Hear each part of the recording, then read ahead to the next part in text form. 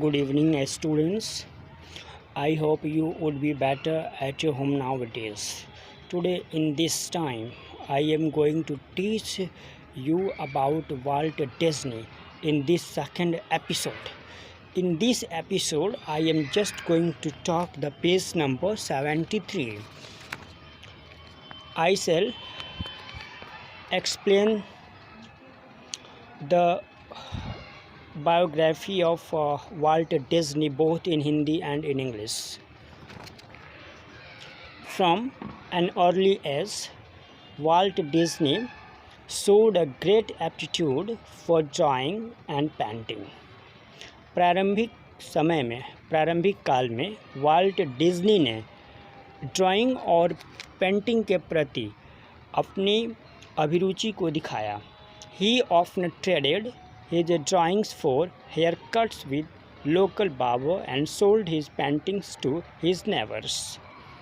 और वो प्रायः अपने द्वारा बनाए ड्राइंग्स को तस्वीरों को बार्बर के हाथों बेचते थे और उनके आसपास जो उनके पड़ोसी होते थे उनको बेचते थे, क्योंकि उनके द्वारा बनाई गई जो तस्वीरें होती थी वो काफ़ी अच्छी होती थी और देखने में बहुत ही मनमोहक लगती थी.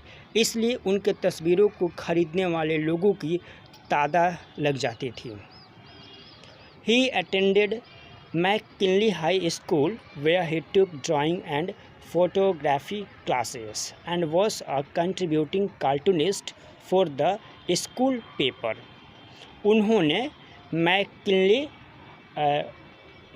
उच्च माध्यमिक विद्यालय में अपना दाखिला लिया, जहां पर उन्हें ड्राइंग और पेंटिंग से संबंधित शिक्षा को प्राप्त किया और वे स्कूल पेपर के लिए कार्टूनिस्ट के तौर पर अपनी अहम भूमिका निभाई. At night, he took courses at the Chicago Art Institute. रात में वे शिकागो स्थित जो कला जो संस्थान थी उस कला संस्थान में ये कला का प्रशिक्षण लेते थे. However, he was an inattentive student. हालांकि वो एक गंभीर विद्यार्थी नहीं रहे. हमेशा वो अपने लोचपूर्ण स्थिति और प्रेजेंटेशन के लिए लोगों के बीच एक चर्चा का विषय बने रहे. In 1917, at the age of 16, he decided he wanted to fight in World War I. और 1917 में 16 वर्ष के अवस्था में उन्होंने प्रथम विश्व युद्ध में शामिल होने के लिए अपना मन बनाया. He dropped out of school, joined the Red Cross, and in late 1918 was sent to France to drive ambulance.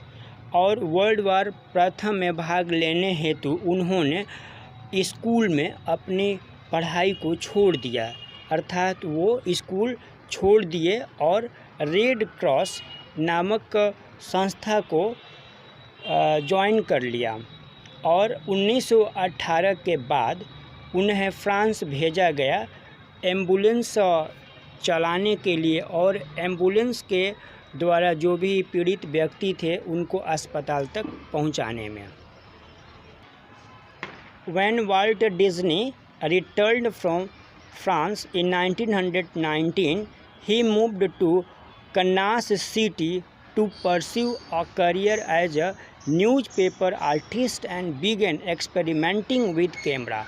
जब वाल्ट डिज्नी फ्रांस से सन 1919 में वापस लौटे तब उन्होंने अपना रुख कनास सिटी के तरफ किया और वो कनास सिटी में जाकर अपने करियर को एक न्यूज़पेपर आर्टिस्ट के रूप में शुरू करना चाहते थे. साथ ही साथ एक बतौर कैमरामैन के रूप में भी काम करना चाहते थे. और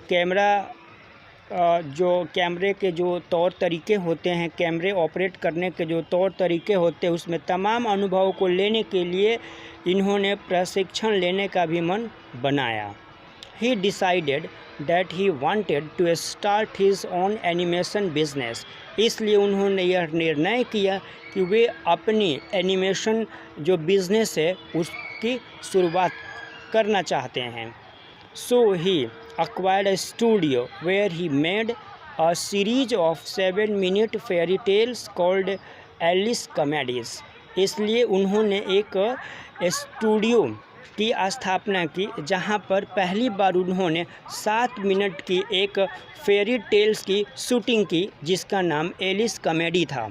However, it was when Walt Disney and his brother Roy started their own studio in Hollywood that his luck turned. लेकिन एक समय ऐसा आया जब वाल्ट डिज्नी और उनके भाई रॉय ने अपने स्टूडियो चालू किया, अपने स्टूडियो का प्रारंभ किया और अपने स्टूडियो में उन लोगों ने हॉलीवुड जो मूवीज़ थी उसकी शूटिंग करना प्रारंभ कर दी. और फिर क्या था, उस समय से उनकी भाग जो है वो चमक गई. Walt Disney was an excellent storyteller and whenever he told a story, it was a marvelous performance. Walt Disney एक तेज़ तरार कथाकार थे और जब कभी वो कहानियाँ कहते थे तो उनकी कहानियों का जो प्रेजेंटेशन होता था वो काफ़ी ज़बरदस्त होता था. His eyes were riveted on the listeners. और उनकी जो आँखें थी वो जो श्रोताओं पर हमेशा गड़ी रहती थी. His moustache twisted expressively. और उनकी जो मूछें थी वो लगातार दर्शकों को अपने तरफ आकर्षित करती थी. His eyebrows rose and fell.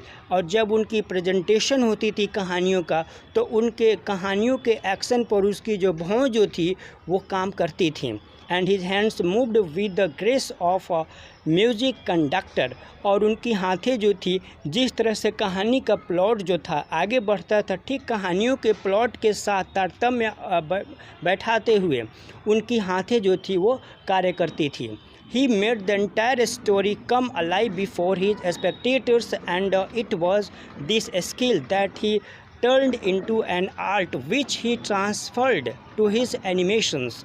और इस तरह से उनकी पूरी कहानी में जान आ जाती थी. अर्थात यह कि उनकी जो कहानी थी उनकी कहानियों में एक जीवन सा प्रतीत होता था. जितने भी दर्शक होते थे सभी दर्शक उनकी कहानियों को ऐसा अनुभव करते थे जैसा लगता था कि कहानियों की पूरी जो घटनाएं हैं उनके आँखों के सामने जो है वो चल रहा है. And it was this skill that he return into an art. और यही एक ऐसी कला थी कि उनका अभिरुचि जो था वो कला के प्रति काफ़ी बढ़ा और अंत में उनकी जितनी भी कलाएं थीं सभी कलाएं एनिमेशन पिक्चर के रूप में परिवर्तित हुआ. अर्थात उन्होंने अपने कला को एनिमेशन पिक्चर के प्रति समर्पित किया. First came Oswald the Lucky Rabbit, which was soon followed in 1928 by Steamboat Willie, the first animation to have music and sound effects. पहली बार उनकी जो एनिमेशन जो पिक्चर थी वो ओसवर्ल्ड द लकी रैबिट था जो कि शीघ्र ही 1928 में स्टीमबोट विली के द्वारा बनाया गया था. वह एक एनिमेशन पिक्चर था जिसकी म्यूजिक और साउंड दोनों ही बहुत अच्छी थी. It was also the first to star Mickey and Minnie Mouse. यह पहला ऐसा एनिमेशन पिक्चर था जिसमें कैरेक्टर मिक्की और मिनी माउस को काफ़ी बुलंदियों पर पहुंचाया. In 1929 Mickey was again the star in Carnival Kid when he spoke for the first time. Mickey को फिर से एक बार वह लोकप्रियता जो थी वो कार्निवल किड की एनिमेशन कार्निवल किड जो एनिमेशन पिक्चर थी उसमें मिली. और ही spoke for the first time. और उन्होंने सबसे पहले उस एनिमेशन पिक्चर में एक डायलॉग दिया था, hot dog hot dog. A little known fact is that Mickey was originally called Mortimer, but Walt Disney's wife didn't like the name. अब यहाँ पर यह है कि उस कैरेक्टर को बहुत कम ही लोग जानते हैं. हालांकि मुख्य रूप से अगर देखा जाए तो वाल्ट डिज्नी की जो पत्नी मोर्टाइमर थी वाल्ट डिज्नी की जो पत्नी थी उनको ये अच्छा नहीं लगता था, कभी कभी वो इसे मोल्टाइमर कहा करती थी। So he changed it.